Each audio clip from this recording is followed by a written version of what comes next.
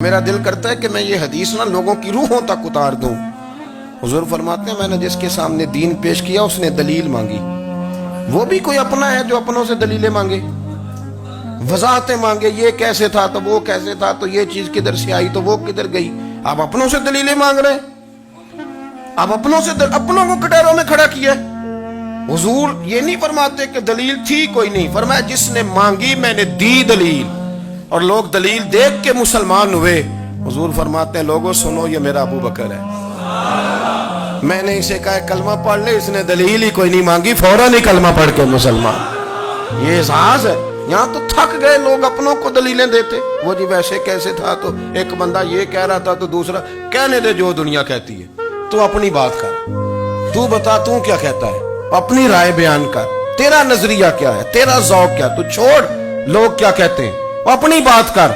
اگر ابو بکر صدیق لوگوں کے کہنوں پہ چلتے تو مکہ تو سارا کچھ اور کہہ رہا تھا، اس وقت تو کچھ تھا ہی نہیں جو کہتا کہ نہیں تو ٹھیک چل رہا ہے، دنیا ساری کچھ اور کہہ رہی تھی، لیکن صدیق اکبر کہہ رہے تھے نہیں نہیں، سچ وہ ہے جو مدینے والے رسول فرماتے ہیں، سچ وہ ہے جو میرے آقا نے فرمایا ہے۔ اپنی زندگی میں انہوں نے بتایا لوگوں کو کہ دین کا مزہ لینا ہے تو پھر ذرا غلامی کر کے آتا ہے، پھر ذرا پورا پیار کر کے آتا ہے، پھر پوری محبت دے کے پھر غلامی کا مزہ۔ حضرت اسماء بنت ابی بکر صدیق فرماتی ہیں کہ نبی پاک صلی اللہ تعالی علیہ وسلم نہ حرم شریف میں داخل ہوئے، ایام مکہ میں، مکے کے دن تھے، حضور حرم مکہ میں داخل ہوئے، کافروں نے، ابو جہل نے پہلے سے سازش کی ہوئی تھی۔ جیسے ہی حضور اندر داخل ہوئے تو شور کرنے لگا، کہنے لگا یہ تمہارے بتوں کو برا کہتے ہیں اور تمہیں شرم نہیں آتی، یہ تمہارے معبودوں کو گالی دیتے ہیں، معاذ اللہ یہ برا کہتے ہیں، میں خیال نہیں آتا۔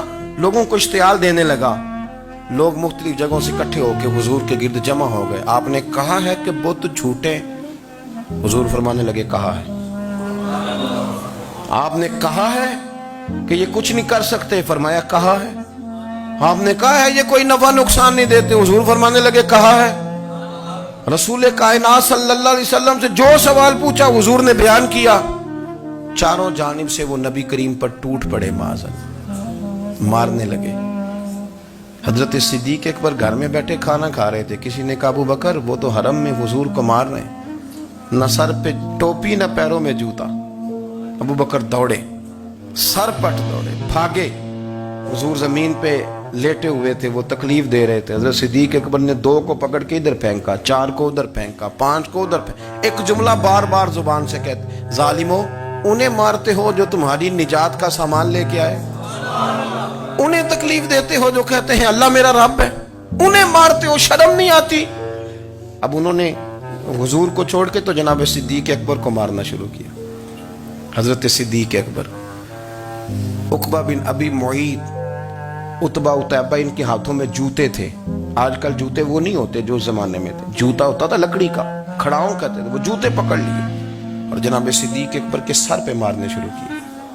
سر پہ جوتے لگ رہے ہیں، لگتے جا رہے ہیں، خون بہتا جا رہا ہے۔ حضرت صدیق اکبر نے بازو کھولے ہوئے، بے ہوش ہو کے گرے۔ حضرت اسماء کہتی ہیں میرے والد کو لوگ گھر لائے تو سر بھی سارا لہو سے بھرا ہوا تھا، چہرہ بھی سارا لہو سے بھرا ہوا تھا۔ عشق تے اگ دوویں ایک برابر، عشق تے اگ دوویں، عشق تے اگ دوویں ایک برابر، پر عشق دا سیک ودھیرا، اگ تے ساڑے ککھ تے کانے، عشق ساڑے تن میرا، اگ دا دارو می تے پانی، کوئی دسے ہاں پلا عشق دا دارو کیڑا، سجنا اتھے کچھ نہیں بچتا جتھے عشق ہوراں دا ڈیرا۔ حضرت صدیق اکبر کو گھر لائے تو لہو لہان ہے سارا وجود، خون بہ رہا۔